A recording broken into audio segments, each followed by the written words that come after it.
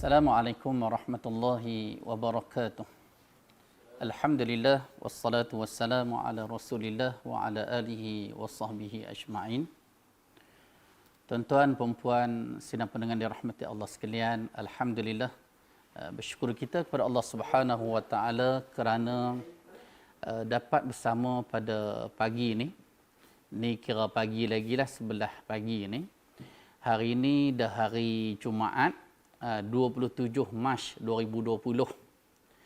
Kalau kita kira balik dengan hari ini dari 18 hari bulan yang mana telah dikuatkuasakan seluruh negara, perintah kawalan pergerakan yang disingkatkan perkataan PKP dari 18 hari bulan, hari ini 27. Jadi hari ini kita nak muhasabah lah sempena 10 hari. 18, 19 kena kira, takut tuan-tuan pun tak kira kan. Kita duk kira hari ni lepas pukul 12 berapa kes pula. Jadi kita nak tahu apa hari dah kita ni kan. Terkurung dalam rumah, pergerakan kita pun terbatas. Yang frontliner kita hak kerja seperti kesihatan, poli-poli, keselamatan pun semua, kawalan sepadan, semakin hari terbeban kepada mereka. Jadi kita nak muhasabah hari ini. Kita dah mula ni 18, 19, 20, 21, 22, 23, 24, 25, 26 dan 27. Hari ni dah 27 dah. Ni 2 kali Jumaat dah. Kalau kata perlih ni Jumaat yang ketiga lah untuk kita tidak adakan solat Jumaat, maka kita digantikan dengan solat Zuhur.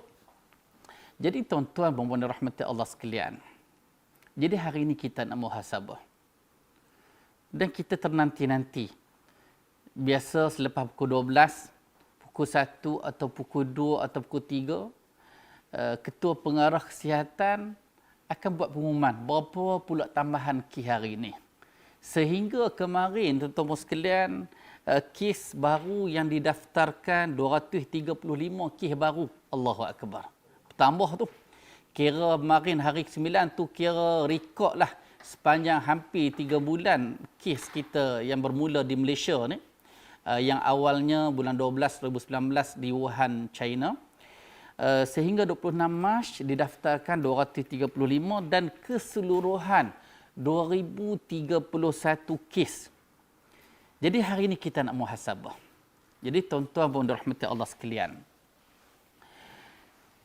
bila kita muhasabah, kadang-kadang kita lihat baliklah. Kadang-kadang masyarakat kita ni terdedah dengan media sosial. Bila banyak duduk kat rumah, jadi banyaklah kita duduk buka WhatsApp, buka Facebook, Twitter, macam-macam nama lah. Kadang-kadang ustaz-ustaz pun tak tahu nama-nama hak ada tu. Banyak sangat. Kan? Terlalu banyak media sosial sekarang ni.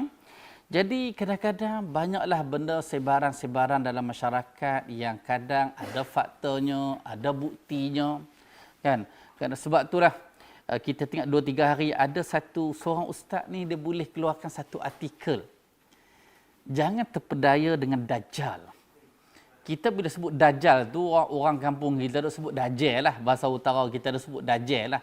Tapi bila sebut Dajjal ni kita tak rasa. Sebenarnya bila sebut Dajjal ni, apa itu Dajjal tuan-tuan sekalian? Bila sebut Dajjal, ulama membincangkan perkataan Dajjal ni pada perkataan Ad-Dajjlu. Maksudnya penyelewengan, penipuan, penyamaran. Dan bila disebut Ad-Dajjal, maksudnya orang yang menyamar ataupun orang yang menipu. Jadi apa tujuan yang saya nak sebut sebagai tajuk utama muhasabah hari ini? Ini antara benda utama yang saya nak sebut di sini ialah jangan kita terpedaya dengan Dajjal. Sebab Nabi SAW menggambarkan akhir zaman nanti dan kita berada pada akhir zaman. Sebagaimana dalam hadis wa Imam Muslim, Nabi sebut, yakunu fi akhir zaman dajjalun kadzabun ya'tunakum minal ahadith bima lam tasma'u antum wala aba'ukum fa iyyakum wa iyyahum la yudillunakum wala yaftinunakum. Apa maksud hadis ni tuan-tuan sekalian? Nabi kata yakunu fi akhir zaman, akan muncul pada akhir zaman nanti Dajjal kadzabun yang maha penipu, ya'tunakum minal ahadis, yang akan menyampaikan kepada kamu berita-berita minal ahadis mimma lam tasma'u antum, yang kamu tak pernah dengar. Kan? Mungkin kita kata kita tak pernah dengar, mungkin sebab kita tak belajar. Kan? Maksudnya benda hak tak pernah dengar ni, maksudnya benda hak tak tercatat dalam kitab-kitab yang muktabar. Kita kata Al-Quran, kitab tafsir yang muktabar, kitab hadis, kan, kitab yang mensyarahkan hadis. Maksudnya kitab yang dalam kitab-kitab utama ni tak ada. Kan? Bima lam tasma'u antum, yang kamu tak pernah dengar, wala aba'ukum, begitu juga ibu bapa kamu, fa iyyakum wa iyyahum, maka hendaklah kamu jauhkan diri kamu dari mereka agar mereka la yudillunakum, mereka tidak boleh menyesatkan kamu dan tidak dapat memfitnah kamu.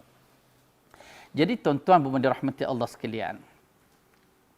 Jadi nasihat untuk saya dan tuan-tuan sekalian lah. Bila berlaku yang kadang-kadang ada juga yang jadi dajjal ni, dia bawa cerita-cerita mengarut. Dan pada masa yang sama pun ada juga yang bila dalam tempoh 10 hari yang kita ada ni, dia boleh hantar video, dia boleh hantar artikel yang boleh main-main. Seolah-olah macam kita duduk keadaan sekarang ni macam tak ada apa. Seolah-olah bila kita berkurung, kita berkumpul dalam rumah, bukan berkumpul maksudnya anak beranak lah. Jadi seolah-olah dia tujuan perintah kawalan pergerakan ni untuk kita mengelakkan daripada berkumpul. Tetapi dalam keluarga, mudah-mudahan kita selamatlah. Cuma nak sebut di sini adalah kadang-kadang tempoh yang kita ada sekarang ni, tempoh untuk kita bermuhasabah. Bukan tempoh untuk kita bermain-main. Kan? Kadang-kadang kita tengok, kadang setengah orang boleh melawak main-main. Kan? Masa ni lah nak bincang pasal isu politik. Kan? Seolah-olah dengan kerajaan baru yang tertubuh, zaman yang kita kata zaman fitnah COVID-19 ni, masa ni lah orang nak serang. Masa ni lah kadang benda-benda macam ni lah kita perlu kesatuan dalam diri kita, tuan-tuan sekalian. Kita bersama dengan ulil amri, kita bersama dengan kerajaan untuk menyelesaikan isu wabak yang disebut sebagai pandemik COVID-19 ni, bukan isu biasa. Kita tengok kes hari-hari, kes dengan kes kematiannya, kes orang yang terkena jangkitannya.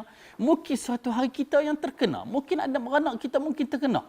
Kan? Dalam tempoh wabak inilah tempoh kita bermuhasabah, tempoh untuk kita beristighfar, tempoh untuk kita habiskan masa kita ke rumah dengan kita membaca Al-Quran, solat jemaah, dengan zikir, dengan istighfar, dengan anak-anak mungkin baca Quran, boleh tasbih Al-Quran, peluang untuk kita baca hadis 40, peluang untuk kita menonton siaran Suara Sunnah channel ni, yang Jabatan Hal Ehwal Agama Islam dengan kerjasama MAIPS dan Jabatan Mufti Negeri Perlis, kita mula dari lepas subuh.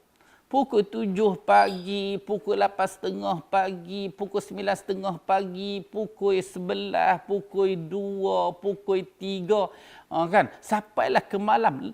Sampailah malam tu pukul 10 ada pula baca Quran.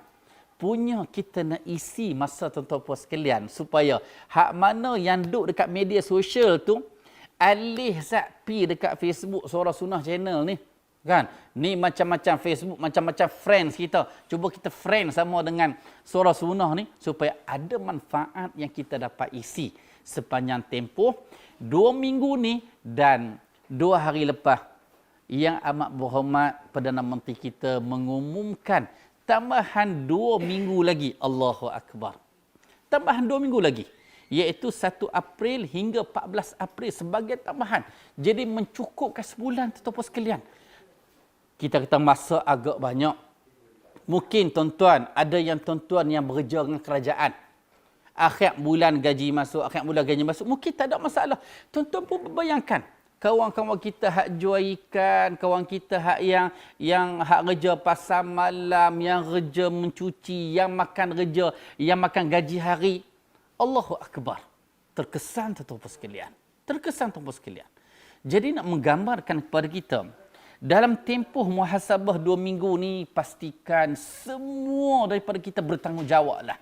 Ustaz-ustazah ke, penceramah-penceramah lah, kan? Kita kata hak geng yang Facebook ke, orang hak jenis hak jenis selalulah duk update apa semua ni, pastikan benda hak kita nak sebar tu janganlah disebabkan Nabi kata akhir zaman ini akan ada pokok dajjal, jangan kita pula jadi dajjal pula celah-celah tu.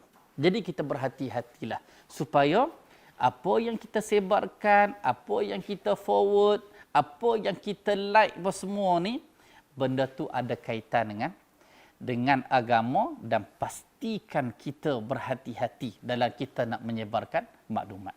Tuan-tuan dan puan dirahmati Allah sekalian. Dan kita tengok juga ni hari ni hari Jumaat kan. Kalau 3 minggu lepas pakat duk main orang kata apa ni sampai masjid nak tutup ni kan. Benda dah realiti. Ni minggu ketiga kita kat Perlis.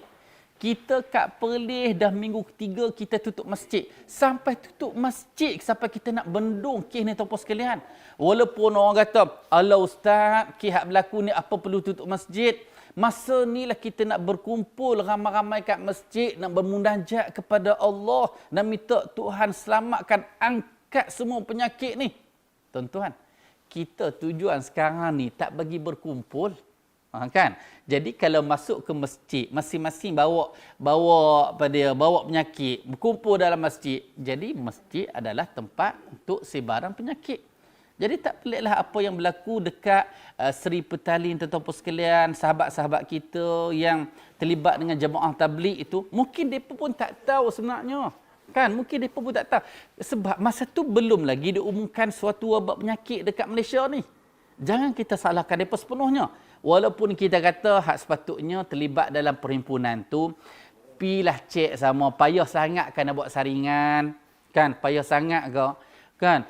Tuan-tuan, fikir kepada risiko yang kita mungkin bawa dalam keluarga kita.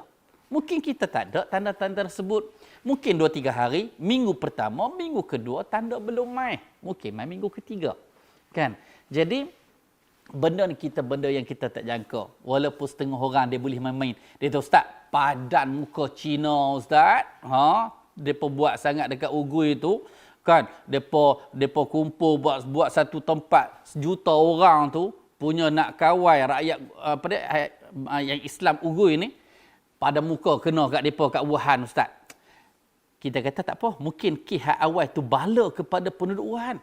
Depa sampai 80,000 kes, hak mati 3,000 kes lebih. Macam mana pula hak kes ni, wabak penyakit ni bawa pergi negara-negara Islam, termasuk negara kita? Kan mungkin orang kata, nah padam muka kita lah, itulah maksiat kata tempat sangat. Tak ikut sunnah Nabi sangat, lawan sunnah sangat, pada muka kat mereka. Adakah benda tu akan kena kita? Kan? Sebab itulah apa yang kita bincang sekarang ni tuan-tuan sekalian, sama ada melibatkan bukan Islam sebagai bala untuk mereka, azam untuk kita juga terlibat tuan-tuan sekalian. Kita kata apa logik Tuhan nak kenakan wabak penyakit ni dekat jemaah tabligh yang berdakwah. Tu sahabat-sahabat kita. Walaupun kita kata mungkin ada benda yang kita kata geng tabligh ini sepatutnya mereka ni bukan baca hadis fadail saja. Mungkin mereka pun kena belajar bab akidah sama, kena kenal bab salaf, lepas tu kena kenal sunnah Nabi, kena kenal sama fiqh apa semua. Mungkin hak tu tambahan yang kita nak ajak mereka supaya bila mereka ada bayan apa semua, ini benda hak patut mereka masuk, bukan bincang fadail amal saja. Tetapi dari sudut mereka juga Islam. Mereka agama Islam. Dalam masa ni ada lagi kawan-kawan kita nak tempelak mereka. Padan muka mereka. Kan, itulah mereka ni. Kan? Mungkin ada satu hari kena kat kita. Apa yang orang akan kata kat kita tuan-tuan sekalian. Jadi tuan-tuan pun dirahmati Allah sekalian. Jadi tak peliklah kita tengok kes ni dah bergerak ke serata dunia. Arab Saudi, negara Timur Tengah, kita dekat Malaysia, Indonesia pun dah mula dah. Kan? Brunei antara yang awal hak kes yang hak tabligh. Jadi semua ni, semua negara Islam. Kan? Mungkin ini juga satu azab untuk kita. Ini juga patutnya untuk kita menyedarkan sesama kita tuan-tuan sekalian. Jadi tuan-tuan yang dirahmati Allah sekalian. Kemudian selain itu saya nak sebut juga di sini ialah musibah ataupun bala yang mengena kita ni ialah suatu penghapusan dosa untuk kita. Kita solat jemaah, kan, penghapusan dosa untuk kita. Kan? kita daripada satu solat ke solat yang seterusnya, dari Jumaat ke Jumaat seterusnya, dari Ramadan ke Ramadan seterusnya, ada penghapusan antara satu sama lain. Nabi kata apa? As-salawatul khams wal juma'atu ila jum'ah wa ramadanu ila ramadan wal umratu ila al-umrati kaffaratu lima bainahuma limajtunibatil kabair. As-salatul khams, sembahyang 5 waktu. Zuhur ke asar, asar ke maghrib, maghrib ke isya, isya ke subuh, subuh ke zuhur. Jadi solat 5 waktu ni dari satu waktu ke waktu yang lain, celah-celah tu ada penghapusan dosa. Bila kita solat zuhur sekali menggantikan Jumaat pada hari ni. Jangan ada hak pergi solat Jumaat pula hari ni. Kan kita dah tutup masjid apa semua dah. Sekali duk cari masjid, sembahyang kat rumah, kan. Sekali solat zuhur yang kita solat sekali, ajak anak-anak kat rumah untuk solat jemaah. Solat kita menghapuskan dosa yang kita lakukan antara subuh tadi dengan zuhur tak sah. Asar sekali kita sembahyang pula, jadi asar antara zuhur dengan asar ada penghapusan dosa dengan kita solat asar. Wa ramadanu ila ramadan, dan dari satu Ramadan ke Ramadan yang lain. Sebulan lagi tuan-tuan sekalian kita akan masuk Ramadan. Kalau semua pakat degil, semua pakat ketegak belaka, mungkin Ramadan tahun ni kita solat tarawih kat rumah lah tuan-tuan sekalian. Tahun ni mungkinlah kita daru semua kat rumah belaka. Tahun ni mungkin kita raya semua dekat rumah belaka. Tak boleh pergi mana. Sebab apa? Sebab degil sebahagian daripada kita ni tak mau dengar cakap ulil amri ni. Kan? Dah kita berada pada tempoh perintah kawalan pergerakan. Guna masa ni untuk kita duduk dekat rumah. Supaya dengan cara tersebut dapat memutuskan rantaian penyakit ataupun kita kata penularan wabak COVID-19 ni. Itu tujuan dia. Kan? Kalaulah kita kata semua tidak bekerjasama, kita yakin 14 minggu sampai 14 April tu silat-silat akan tambah lagi sampai penghujung April jika tidak ada kesedaran dalam masyarakat kita. Jadi tuan-tuan dan dirahmati Allah sekalian. Jadi dari satu Ramadan ke Ramadan yang ada penghapusan dosa. Wal umratu ilal umrati, dari satu umrah ke umrah yang lain ada penghapusan dosa. Semua ni Nabi kata limajtunibatil kabair, selagi mana tidak melakukan dosa besar. Hadis ini direkodkan oleh Imam Muslim. Dan untuk saya nak kaitkan tuan-tuan sekalian dengan COVID-19 ni yang kita anggap suatu musibah, suatu bala untuk kita. Dalam hadis yang diriwayatkan oleh Imam Al-Bukhari, Nabi SAW bersabda, "Ma yusibul muslim min nasabin wala wasabin wala hammin wala huznin wala azan wala ghammin hatta syaukati yushakuha illa kaffarallahu biha min khatayahu." Apa makna hadis ni tuan-tuan sekalian? Dalam hadis ni Nabi kata ma yusibul muslima min nasabin. Nabi kata tidaklah seorang muslim yang ditimpa suatu penyakit, suatu keletihan, kegusaran, kesedihan, gangguan, kesusahan, hatta syaukati yushakuha, bahkan duri yang melukainya, illa kafarallahu biha, melainkan Allah akan hapuskan kesalahan-kesalahannya. Min khatayahu, kesalahan ataupun dosa-dosa yang telah kita lakukan. Jadi wabak COVID-19 ni ujian untuk kita tuan-tuan sekalian.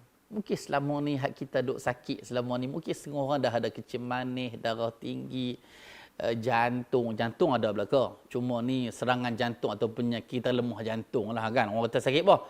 Jantung kan. Jantung tu tengoklah sakit apa. Kan? Kadang-kadang mungkin sakit gigi ataupun jenis-jenis penyakit. Kadang-kadang setengah orang tu kena migraine contohnya. Semua ni dia bertindak balas kepada badan kita. Sakit tu sakit ke otak, sakit ke gigi. Kan? Jadi semua sakit ni, apa yang Nabi sebut ialah suatu kifarah ataupun suatu kafarah untuk kita. Allah nak hapuskan dosa kita. Kadang-kadang Kita boleh fikir macam ni ke? Kadang-kadang ada dosa hak kita buat ni tuan-tuan sekalian. Nu Tuhan nak balas akhirat nanti. Allahu Akbar. Wala a'yazubillah. Mungkin setengah fikir dosa hak dia buat ni lebih baiklah Tuhan balas dekat dunia ni. Kifarat siap-siap. Hak tu lah lebih selamat. Kan? Mungkin cara yang ketiga, dosa hak kita buat ni, mungkin Tuhan hapus terus. Padam terus. Kan? Mungkin tak ada tindak balas, mungkin tak ada kifarat yang dalam bentuk sakit ke, demam ke, wabak ke. Kan? Sebab setengah orang ni, mungkin selama ni kita, bila kita baca dalam Al-Quran, kita tengok cerita dalam surah Hud, surah Yunus, surah-surah yang menceritakan tentang umat-umat yang terdahulu. Allah cerita tentang Nabi-Nabi, Allah cerita tentang Nabi Hud, cerita Nabi Nuh, Nabi Ibrahim. Dan Allah turun bala kepada umat dia. Kan? Ada yang bala tu dalam bentuk wabak penyakit. Kan? Bala dalam bentuk taufan. Bala dalam bentuk banjir. Macam-macam. Sekarang ni tempoh kita kena ni tuan-tuan sekalian. Walaupun setengah orang dia kata, Ustaz, kita ni Alhamdulillah Ustaz, kita umat Muhammad. Sebab semua bala tak kena. Kita ni akhirat belakang. Tak, tuan-tuan sekalian. Kan? Orang yang kena tsunami, yang hak kita kata yang di Bandar Aceh, tempat pusat dia tu, sampaikan kita kat Penang Langkawi pun kena, kalau Sungai Baru kat Perlis pun kena. Kan? Sampai ke sini. Punya dari Bandar Aceh, punya jauh main tu. Orang yang terlibat dalam tsunami tu, kita yakin dia rasa dunia ni kiamat dah. Kan? Mungkin orang yang terkena banjir, orang yang aksiden, mungkin masa dia kena tu dah mati kat situ, dia rasa kiamat dah ni. Padahal berlaku dekat dia tu, untuk dia tu kiamat kecil lah. Sebab dalam kalangan kita, hari kita mati dan bila kita mati, itulah kiamat kecil untuk kita. Jadi tuan-tuan dan puan-puan dirahmati Allah sekalian. Jadi bila kita anggap COVID-19 ini sebagai musibah untuk kita, dan dalam kuliah sebelum ni saya bersebut tentang bagaimana firman Allah Subhanahu wa taala, A'udzubillahi minasyaitonirrajim, qul la yusibana illa ma kataballahu lana huwa maulana wa 'alallahi falyatawakkalul mu'minun. Surah At-Taubah. Qul la yusibana, katakan, la yusibana, tidak ada sesuatu yang boleh memberi musibah kepada kita. Illa ma kataballahu lana, melainkan apa yang Allah telah tetapkan untuk kita. Nak buat macam mana? Dalam kita duk jaga-jaga macam ni, ada yang kena tuan-tuan sekalian. Kan? Tetapi bila kita dah beriman kepada qada dan qadar, kita usaha-usaha dah. Kan? Kita kena anggap menjauhkan diri daripada wabak penyakit adalah ibadat. Adalah ibadat. Sebab orang kita, dia duk faham macam ni. Pi masjid satu ibadat. Bila dilarang pi masjid itu suatu dosa. Kita kata dah. Kan? Sebab kita kata pi masjid itu satu ibadat. Tetapi dalam masa yang sama, Tuhan sebut, wala tulqu bi aidikum ila tahlukah. Jangan kamu campurkan diri kamu ke lemah kebinasaan. Sebab apa? Sebab wabak yang mudah berjangkit ni, hanya dengan sentuhan tangan, pegang kat sini, orang lain pegang pun dah boleh berjangkit. Orang bersin, batuk pun boleh berjangkit. Jangkitan dia sangat mudah. Sangat mudah. Tentu membayangkan. Kan? Berlaku kita kata perhimpunan jemaah tabligh dekat Masjid Seri Petaling, kita kata. 15,000 orang. Tengok berapa yang dijangkiti sekarang ni? Beribu orang dijangkiti. Kita kata adakah semua tu kita kata berpeluk masing-masing? Nak peluk berapa orang sangat? Dalam 14,000 tu mungkin hak kenal tu berapa orang je. Mungkin bila jumpa tu sunnah mu'anaqah. Sunnah berpeluk tu. Hak tu lah sunnah kalau musim sekarang ni tak sunnah. Kan? Macam kita kata musim sekarang ni bagi salam dan sunnah berjabat tangan. Sekarang ni tak sunnah. Sebab apa? Sebab dengan berjabat tangan itu memungkinkan untuk penularan wabak COVID-19. Sesuatu yang boleh menghalang daripada kita kata jangkit itu adalah ibadat. Adalah ibadat. Jadi dengan kita tak pergi Jumaat lagi, ada satu ibadat. Sebab kita tak mau campur diri kita ke lemah kebinasaan. Sebab tu kadang-kadang kita nak bagi faham masyarakat kita ni, mengelakkan diri daripada berkumpul ramai-ramai adalah ibadat. Kadang orang tak percaya. Dia kata, ish, yo kau ustaz. Sebab apa? Sebab dia kata, ada ustaz lain kata, ni masalahnya. Kan kadang ustaz-ustaz, ustazah-ustazah, setiap ucapan kita, bila orang rakam, sampai sekarang orang duk pusing lagi. Kan? Kadang-kadang ustaz hak cakap tu 3 minggu lepas, 2 minggu lepas, dia cakap awal tu dia nak kritik kita kat perlis ni. Kan? Lah ni tengok, jadi fitnah dekat dia, orang duk ulang sampai sekarang. Orang kata tengok ustaz ni hak suruh. Ustaz itulah punca, sebab itulah apa yang kita ungkapkan, apa yang kita ucapkan, benda ni memberi kesan kepada masyarakat kita. Sebab itulah bercakaplah apabila diperlukan.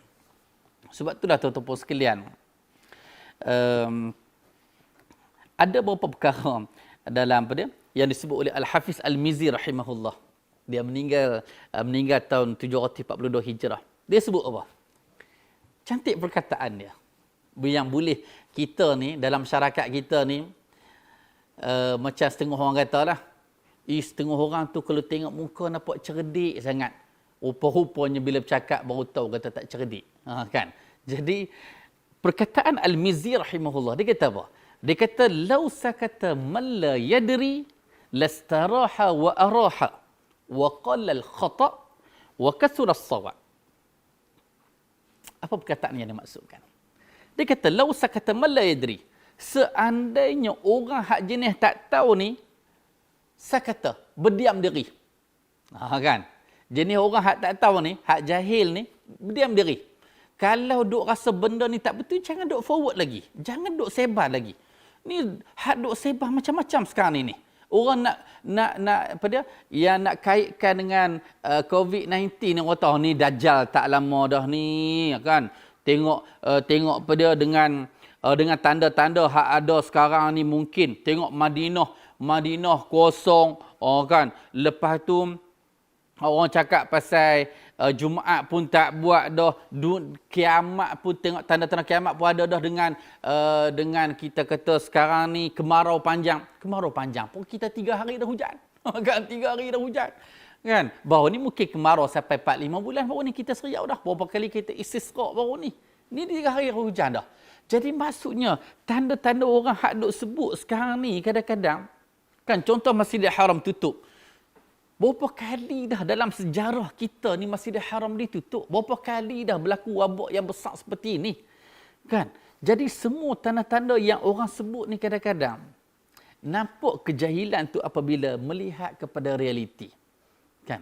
Sebab itulah bila Al-Mizzi sebut, dia kata, kalaulah orang hak tak tahu ni senyap, lastaraha wa araha. Nescaya keadaan, suasana yang ada sekarang ni akan rehat dan tenang. Sebab apa kelang kabut sekarang ni? Pakat duk panik belaga. Panik ni lah hak yang kita duk baca ke WhatsApp ni. Kan, orang tahu ni tengok tanda-tanda sekarang ni. Ni rasa tak lama dah ni, Dajjal nak keluar ni. Kan? Jadi, kita tahu Dajjal akan keluar, Dajjal akan turun 40 hari dekat dunia ni. Kita yakin. Sebab Nabi cerita, Nabi tak tipu. Bahkan Dajjal pun dah ada dah. Cuma tak keluar je. Kan? Jadi nak cerita tu bukan kita tak percaya. Cuma kadang-kadang kita nak kaitkan dengan benda-benda palsu, benda yang tidak ada fakta. Ini benda ghaib. Kan? Sebab tu saya sebut pada permulaan tadi, tuan-tuan sekalian, jangan kita yang digelar oleh Nabi SAW sebagai Dajjal. Kita berdusta bawa sesuatu yang kadang-kadang tak ada benda fakta, sama ada Al-Quran ataupun sunnah Nabi SAW. Dan sebut lagi Al-Mizzi, wa qalla al-khata'. Bila suasana jadi tenang, jadi rehat, wa qalla al-khata', kesilapan, kesalahan yang di-forward, yang disebarkan akan berkurangan. Sebab apa? Sebab orang yang bukan bidang tak bercakap. Orang yang tak tahu tak bercakap, senyap. Kan? Dia hanya terima maklumat. Contoh sekarang ni, dah pukul 11.30 dah. Kan? Kes akan direkodkan untuk 26 sampai 27 ni, kes akan direkodkan selepas ni pukul 12 tengah hari sekejap ni. Kan? Tak payahlah kita nak sebar hari ni, dah tambah sampai 300 kes ni nak kemat dah. Tak apa, tunggu kenyataan sama ada daripada Menteri Kesihatan ataupun daripada Ketua Pengarah Kesihatan, selesai. Kan selesai. Maksudnya, mereka lebih tahu bidang mereka. Kan? Sebab itulah tuan-tuan sekalian, bila Al-Mizzi sebut, waqala al-khata' akan sedikit, akan minima kesalahan-kesalahan maklumat yang dipaparkan dalam masyarakat. Dan yang ketiganya, wa kasuras shawab, dan banyaklah kebenaran. Kan itu tujuan dia. Sebab itulah tuan-tuan sekalian, kita hak yang tak tahu ni kita senyap. Biar orang yang tahu yang bercakap pada musim sekarang ni. Kan? Tak mungkin kita ni tahu belaka. Kan kita belaka. Cuma kadang-kadang adalah asas untuk kita bercakap. Kadang ustaz-ustaz yang bermaklumat kesihatan, kita kata, dia nak cakap sikit bab kesihatan. Mungkin maklumat setakat dia tahulah. Kan dengan kita kata, ustaz tak boleh cakap bab kesihatan, bukan bidang dia. Mungkin ustaz hak bercakap tu, mungkin dia bini dia kat rumah doktor. Kan? Mungkin. Kan? Mungkin dia bercakap tu setakat maklumat, setakat nak cerita COVID-19 ni lebih kurang sesama. Itu maklumat biasalah. Kan nak cerita tentang penyebaran, penularan macam mana. Maksudnya dengan cara kita kata melalui tangan hak kita pegang sesuatu, dengan kita bersin, apa tanda-tanda dia. Benda ni kadang-kadang kita bercakap atas fakta. Dan kita tak boleh reka. Benda hak kita reka itulah menyebabkan berlaku kesilapan, dan kesilapan inilah yang akan disebarkan dalam masyarakat. Tuan-tuan pun dirahmati Allah sekalian. Jadi hadis yang saya sebut tadi itu tentang musibah sebagai penghapus dosa untuk kita. Mudah-mudahan kita yang bersabar dalam tempoh ni, anggaplah benda ni bala ujian untuk kita. Jangan kita duduk berseronok sangatlah. Nak berseronok sikit-sikit tu, nak buang panik, nak buang stres. Bolehlah sekadar yang ada. Tapi dengan kita nak forward katun-katun hak yang nak menggelap, menyebabkan kita lupa tentang hakikat realiti yang berlaku sekarang ni, tak payahlah tuan-tuan sekalian. Ni tempoh untuk kita sedarkan. Kalau dalam tempoh sekarang ni tuan-tuan sekalian, kita tak rasa apa, bahkan digambarkan Malaysia adalah negara yang keempat yang banyak melawati laman kita kata yang berunsur seks. Allahu Akbar. Malu kita. Tiba-tiba Malaysia ni, rakyat dia dalam tempoh 2 minggu ni benda hak patut kita muhasabah. Sebab itulah mak ayah kat rumah duk bagi telefon dekat anak tu, pastikan benda ni terkawal tetapi sekalian. Mentang-mentanglah kita bagi pada data internet sampai unlimited tu dia punya tak ada limit tu. Kan? Punya tak ada limit. Kita dulu zaman kita 15 tahun lepas nak boleh hantar email tu, kan? Nak punya loading, punya lama, data tak cukup. Sekarang ni, search, keluar terus. Allahu Akbar. Sangat menjadi ujian kepada masyarakat kita. Jadi, ni dah hari 10 pantau elok. Janganlah kita penyebab anak-anak kita jauh daripada agama. Kalau tempoh wabak hak sekarang ni masih tak sedar diri, kita tak peliklah kalau Dajjal turun selepas ni, tak peliklah ramai jadi pengikut Dajjal wala'iyyazubillah. Tuan-tuan perempuan dirahmati Allah sekalian. Kemudian yang seterusnya tuan-tuan sekalian, dalam tempoh yang macam ni perbanyakkanlah zikir, banyakkanlah antara amalan yang diajar oleh Nabi SAW. Suatu hari Nabi pernah berkata kepada Abdullah bin Qais. Nabi kata, ya Abdullah ibn Qais, qul la hawla wa la quwwata illa billah, kanzun min kunuzil jannah. Wahai Abdullah bin Qais, katakanlah, bacalah, la hawla wa la quwwata, tidak ada daya, tidak ada upaya illa billah, melainkan dengan kekuatan Allah Subhanahu wa taala. Lalu Nabi kata, fa innaha kanzun min kunuzil jannah. Dan sesungguhnya la haula wala quwwata illa billah adalah daripada simpanan pahala yang berharga di dalam syurga.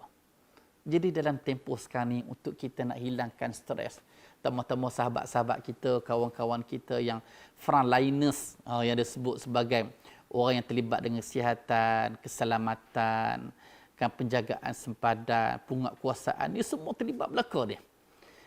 Kan, semua terlibat belaka. Jadi semua ni kita kata ada risiko. Tambah-tambah kawan kita yang jaga dekat klinik, dekat hospital, orang yang nak mai tu untuk saringan tu, mungkin nak mai saring. Padahal dia mungkin dah terkena COVID-19 dah berapa hari dah. Bila dengan dia mai tu, Allahu Akbar, dah lah tak pakai mask pula, tak tutup muka, dah lah tangan pula tak pakai sanitizer pula. Allahu Akbar, sangat berisiko. Bersin pula depan doktor. Allahu Akbar, wala'ayazubillah. Jadi nak menghilangkan stres. La haula wala quwata illa billahil aliyyil azim. Inilah sebagai sumber kekuatan kita. Kita pegang qada dan qadar. Tetapi kita hak yang diminta kawal pergerakan kita ni, jangan kita jadi masalah untuk kawan-kawan kita. Kita menyebabkan rantaian ini tak diputuskan. Rantaian ini bersambung antara satu sama lain. Tuan-tuan dan rahmati Allah sekalian. Kemarin kita tengok keluar kenyataan media menteri di Jabatan Perdana Menteri yang berhormat Senator Datuk Dr. Zulkifli Muhammad Al-Bakri, mantan mufti wilayah Ketuan. Apa yang disebut tentang pelaksanaan solat hajat serentak di seluruh negara. Kan, bila sebut negara, maksudnya ia juga melibatkan Perlis. Sebab Perlis ni salah satu negeri dalam 14 negeri dalam Malaysia ni. Kita hak paling utara ni. Macam mana kita nak laksanakan solat hajat ni? Kan, macam mana kita nak laksanakan solat hajat ni? Sebab kita dekat Perlis, tuan-tuan sekalian, memang ada fatwa berkaitan dengan solat hajat ni. Dan solat hajat ni, tuan-tuan sekalian, sebelum tu saya nak sebut dulu tentang dalil ataupun hadis Nabi yang berkaitan dengan solat hajat. Kita tidak nafikan, tuan-tuan sekalian. Isu ini dipanggil khilaf yang muktabar. Khilaf yang boleh diterima pakai. Jangan kita sangka, apa ni solat hajat bid'ah. Kita bincang dulu isu ni. Kita tengok solat hajat ni, bagaimana dari sudut dalil dia. Hadis tu riwayat siapa, sahih ke tak sahih. Kalau dhaif yang melampau ke, sampai tahap mungkar ke, ataupun dhaif dia. Ada banyak yang dhaif, bila bergabung semua tu mungkin jadi hasan li ghairi. Kita akan tengok dari sudut dalil. Jadi tuan-tuan dan rahmati Allah sekalian, ada satu hadis yang disebut oleh para ulama tentang hujah untuk dijadikan sebagai pensyariatan solat hajat. Antara hadis yang disebut ialah hadis daripada Abdullah ibnu Abi Aufa al-Aslami radhiyallahu an. Dia cerita apa? Dia kata Rasulullah sallallahu alaihi wasallam pada suatu hari keluar menuju ke arah kami. Lalu bersabda. Apa sabda baginda sallallahu alaihi wasallam? Sabda baginda, "Man kanat lahu hajatun ila Allah aw ila ahadin min khalqihi falyatawadda wal yusalli rak'atayn. Summa liyaqul la ilaha illallahul halimul karim. Subhanallah rabbil arsyil azim. Alhamdulillahi rabbil alamin. Allahumma inni as'aluka mujibati rahmatik wa azaima maghfiratik wal ghanimata min kulli bir was salamata min kulli its. As'aluka alla tada' lana dhanban illa ghafartah wala hamman illa farajtah wala hajatan hiya laka ridan illa qadaitaha li. Summa yas'alullaha min amri dunya wal akhirah ma syaa fa innahu yuqaddar." Apa makna hadis ni? Nabi kata, man kanat lahu hajah ila Allah. Sesiapa yang mempunyai sebarang hajat kepada Allah. Au ila ahadin khalqih, ataupun hajat dia kepada salah seorang daripada makhluknya. Makhluk yang Allah cipta. Falyatawadda. Nabi kata, maka hendaklah dia berwuduk. Kena ambil wuduk dulu. Wal yusalli rak'ataini, dan kemudian dia solat 2 rakaat. Ni dalil yang dikatakan disyariatkan solat hajat ni. Nabi kata siapa yang ada hajat kepada Allah ataupun ada hajat kepada hamba Allah, maka hendaklah dia berwuduk dan dia solat 2 rakaat. Summal yaqul, dan Nabi kata hendaklah dia baca. Maksud selepas solat tu hendaklah dia baca, la ilaha illallahul halimul karim. Subhanallah rabbil arsyil azim. Alhamdulillahi rabbil alamin. Allahumma inni as'aluka mujibati rahmatik wa azaima maghfiratik wal ghanimata min kulli bir was salamata min kulli is. As'aluka alla tada' lana zamban illa ghafartah wa la hamman illa farajtah wa la hajatan hiya laka ridan illa qadaitaha li. Apa makna hadis ni? Jadi hadis ni, doa ni, la ilaha illallah. Tidak ada Tuhan yang diabdikan diri selain Allah. Tuhan yang maha lembut lagi maha mulia. Maha suci Allah. Tuhan kepada arasy yang agung. Segala puji bagi Allah. Tuhan sekalian alam. Ya Allah, sesungguhnya aku memohon kepadamu mujibati rahmatik. Mohon apa? Perkara-perkara yang boleh mendatangkan rahmatmu serta pengampunanmu. Ghanimah dari setiap kebaikan dan kesejahteraan daripada semua dosa. Aku juga memohon ampun kepadamu ya Allah supaya engkau tidak meninggalkan kepadaku suatu dosa pun kecuali telah engkau ampunkannya. Tidak juga sebarang kegusaran melainkan engkau permudahkan ia. Serta tidak ada hajat yang engkau redha kepadanya melainkan engkau laksanakan ia untuk diriku. Kemudian, apa kata Nabi lagi? Illa qadaitaha li. Melainkan apa dia? Qadaitaha, melainkan engkau laksanakan ia untuk diriku. Pada Nabi kata. Kemudian summa yas'alullah min amri dunya wal akhirah ma syaa fa innahu yuqaddar. Kemudian dia minta kepada Allah, Tuhan kata.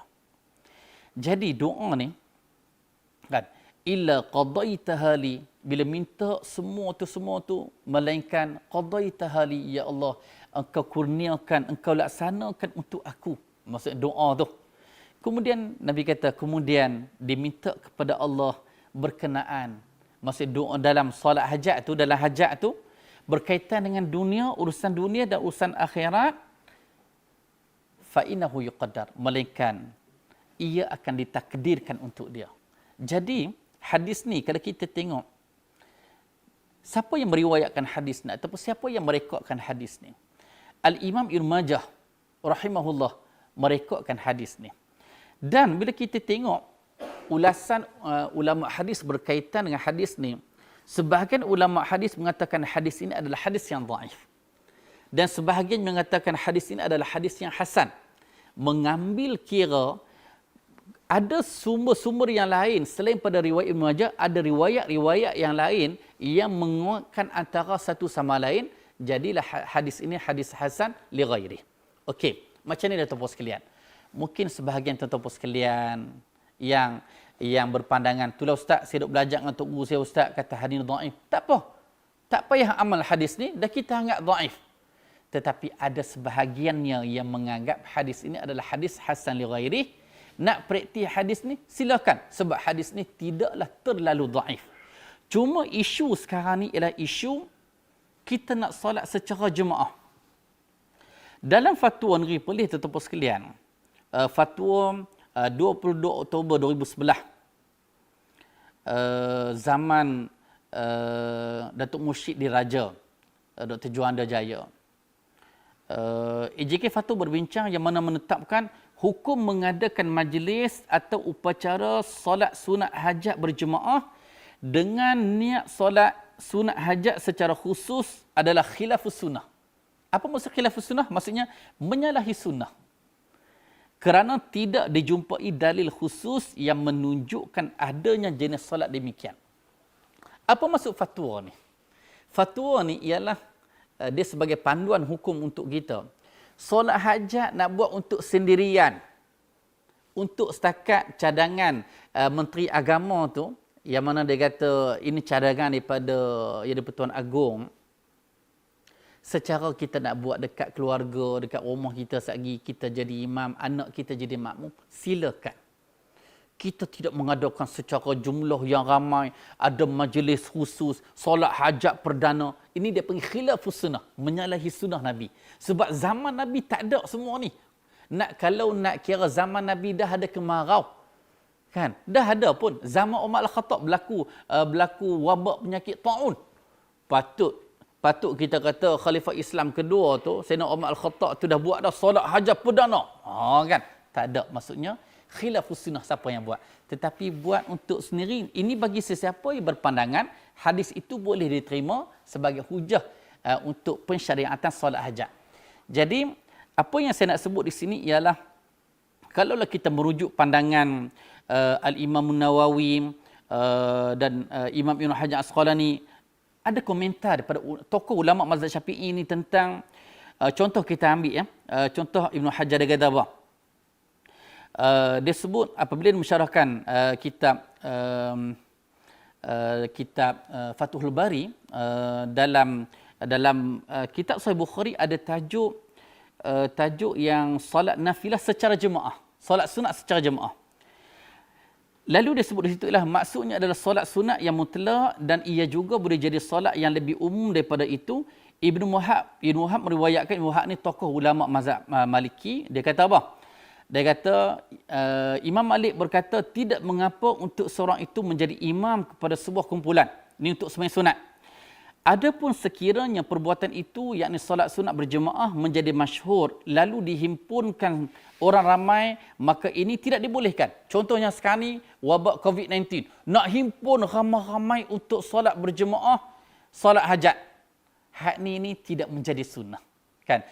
Bahkan jadi risiko pula apabila berkumpul ramai-ramai, mungkin boleh faktor berkumpul untuk solat hajat secara jemaah itu menyebabkan berlaku penularan penyakit yang kita tak perasan. Wala'ayyazubillah. Jadi, kita boleh solat sunat hajat tetapi untuk kita dan untuk keluarga kita. Kan, jika kita berpegang dengan pandangan yang membolehkan.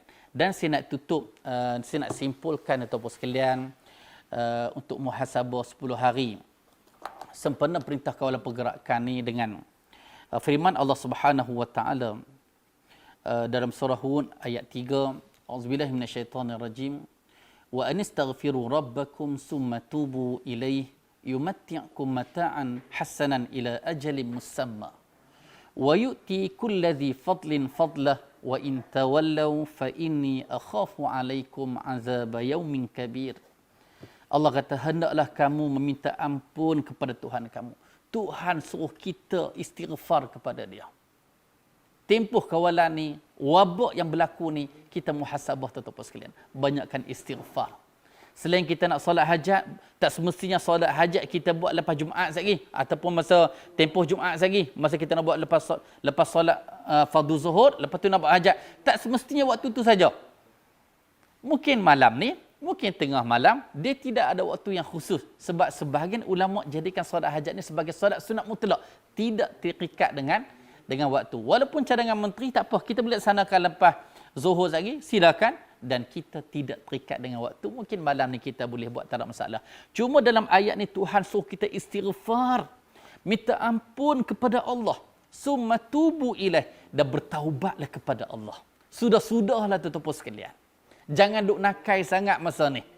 Jangan duk nakai sangat. Sedaklah wabak ni sebagai tempoh muhasabah untuk kita. Kalaulah sebegini rupa pun kita tak sedar lagi, masih lagi tinggal solat, masih lagi lewatkan solat, baca Quran pun tak, selawat pun tak, apatah lagi buat ibadat pun tak ikut sunnah Nabi SAW, dia buat bid'ah-bid'ah yang pelik. Tuan-tuan, dalam tempoh macam ni yang patut kita muhasabah pun kita langgak Tuhan. Apatah lagi dalam keadaan yang lebih dahsyat tuan-tuan sekalian.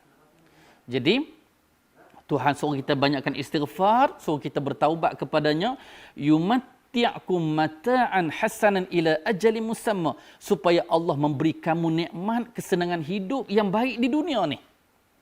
Wa yu'ti kulladzin fadlin fadlah, maksudnya kesenangan hidup di dunia ni sampai suatu masa tertentu, dan di akhirat nanti Allah akan bagi kepada kita kelebihan dalam bentuk amalan soleh, maksudnya akan pahala yang kita dapat. Maksudnya hak kita nak sekarang ni, kita istighfar, kita bertaubat kepada Allah. Allah akan kembalikan keadaan wabak ini kepada zaman kita hak sebelum ni. Kita nak semua sihat belaka, keadaan yang kita boleh pergi kerja dengan elok, kita bermuamalah tanpa perlu nak tutup mask semua, nak bersalaman pun tak ada masalah, tak perlu nak sampai nak sanitizer pun sampai kulit kering sangat dah kita nak buat sanitizer tu. Kan, sebelum nak sebut sanitizer pun usah, lain ni sebut sanitizer pun mudah. Kan, sebab apa dia sebut hari-hari. Kan maksudnya kita rindu suasana yang macam tu. Kita rindu suasana yang macam tu. Jadi perlu kawalan pergerakan semua manusia yang kita beragama Islam ni, banyakkan istighfar, astagfirullah, astagfirullah. Ya Allah, aku banyak melakukan dosa. Bertaubat kepadanya ya Allah. Tuhan akan kembalikan kita kesenangan hidup sama seperti yang kita dapat dalam suasana bukan dalam tempoh perintah kawalan pergerakan. Dan Tuhan sebut lagi, dan jika kamu berpaling, Tuhan kata, wa in tawallau fa inni akhafu alaikum azab yaumin kabir. Jika kamu berpaling membelakangkan perkara-perkara tersebut, dalam tempoh ni pun masih ketegak lagi, masih degil lagi, masih tak ingat Tuhan lagi, masih duk layari lagi laman-laman yang tidak bermanfaat, apatah lagi yang lucah apa semua sekali, masih lagi duk buat lawak apa semua. Tempoh untuk kita sedarkan diri kita, tuan-tuan sekalian. Dan Tuhan kata, fa inni akhafu alaikum, maka sesungguhnya aku takut, aku bimbang. Ni Tuhan kata.